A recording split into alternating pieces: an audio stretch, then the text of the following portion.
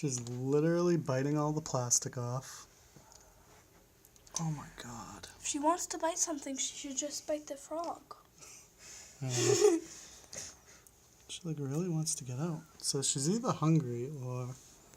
Well, I wouldn't try and feed her considering she's trying to get out and she can get out. No, imagine if you took it off just a little bit and she like jumped out. Yeah, no thanks. She's like crazy.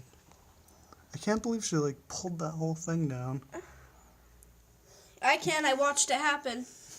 I was too scared to call you. I was like, when did that happen? Go get my phone. Where's my phone? Oh, earlier? Yeah. She was doing it? Oh. Yeah. Well, she wasn't biting it.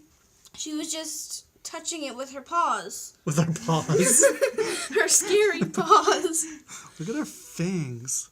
I don't like her anymore. When she was little, she was cute. She was cute when she was little. Yeah. And I was like, oh, she's a little Hermione creature. She literally has like the hugest fangs. I would not want to get bit by her.